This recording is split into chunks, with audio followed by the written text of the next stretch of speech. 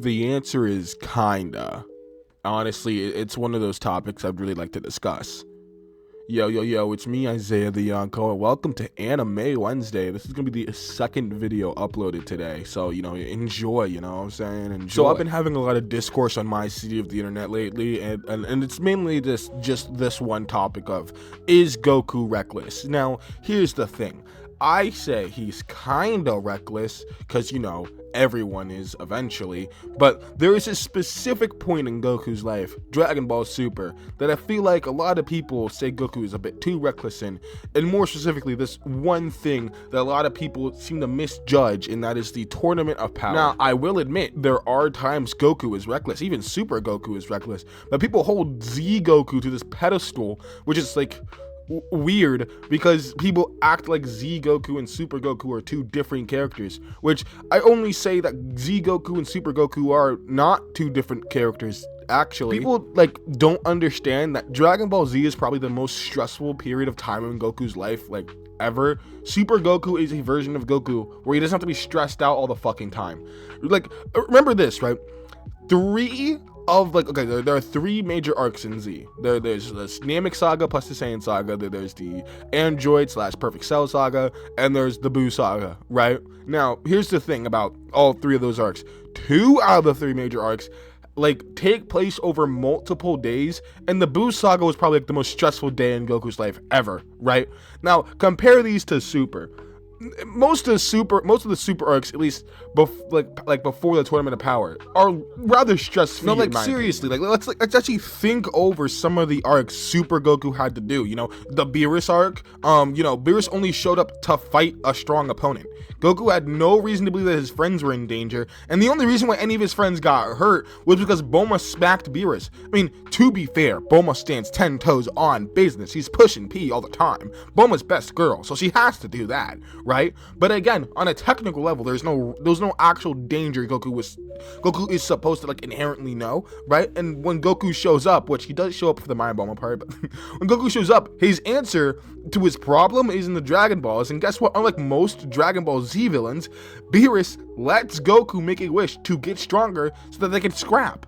And then after Beerus beats Goku's ass, Beerus seems to be just a nice guy. He doesn't want to destroy the earth or anything. He's just gonna let them, live there and eat there and stuff like that. And just as long as they give him a good fight, everything's good. So stress-free, in my opinion. And then we have the Frieza Saga, Resurrection F, where the start of the actual danger of Resurrection F, Goku and Vegeta are stronger than Frieza, and the only reason why Goku lost at all was because of this stupid-ass plot point of Goku being overconfident, but they just do it in the stupidest fucking way.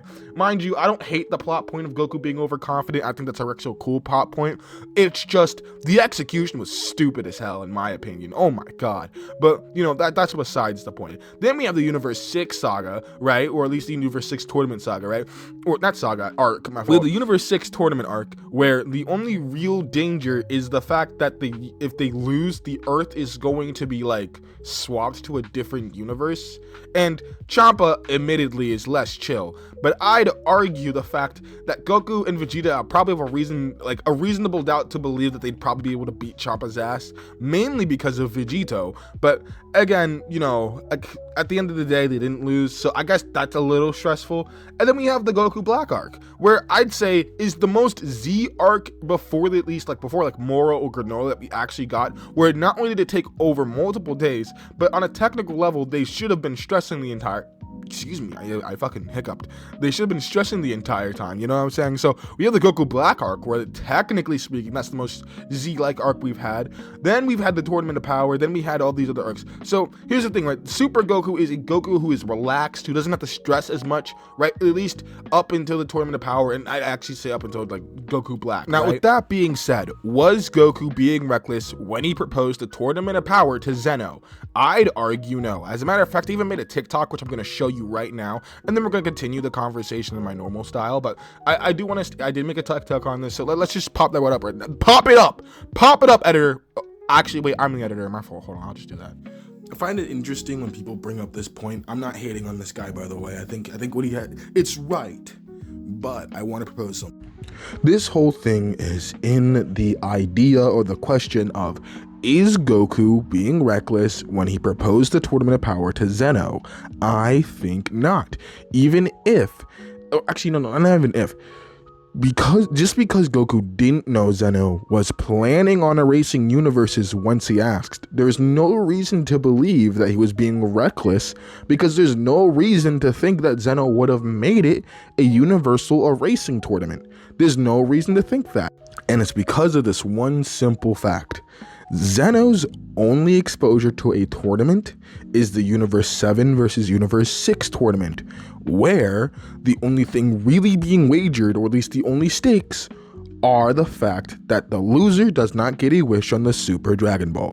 We even see this in the actual Tournament of Power. The whole wishing on the Super Dragon Balls being like the ultimate prize is still part of it. I believe if Goku asked any other time where Zeno wasn't thinking about erasing universes, that the Universe of Power or the Tournament of Power would have just been like, the only stakes are, well, the winner gets a prize on wishing the Super Dragon Balls. And mind you, that most universes don't know what that is. Most universes don't have Dragon Balls because most universes don't have Namekians, right? So this, even if, right, literally if Goku had asked at any other time where Zeno wasn't happening, like if they weren't just happening to think, oh, we need to race some universes, some of these guys got to go, right? It literally, the whole narrative of Goku being reckless would never be a thing. It really wouldn't be a thing, because the only thing being really like wagered here is, oh, the personal like wish of the like participant who got knocked out won't happen, right? And I think narratively it could still work, because it's like, oh, now we have to ask the question of who is everybody's wish? Why are they actually participating? Vegeta and Goku participating because they just want to, right? I don't think they really have a wish to stick to, but we'd still get like 17 joining the team. We just wouldn't have Frieza, right? And it's just stuff like that. Like the Universe 11 patrol would still join because they'd probably use that wish to benefit the universe, but then that would expose Jiren because his wish is more personal, right? I think regardless of how you look at it, Goku is not being reckless here. Again, not dissing this comment, they're right. It's just, now here's the thing, right? Do I think Super Goku is reckless? No, I don't think Super Goku is any more reckless than how he was in Z.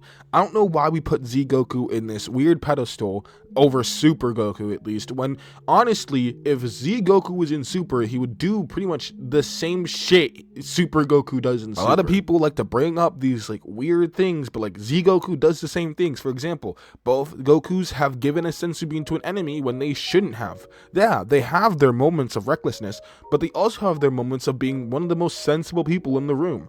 If Goku let Gohan fight Cell before they went in the time chamber, then Gohan probably would have died, so Goku stopped him. That's a sensible thing to do.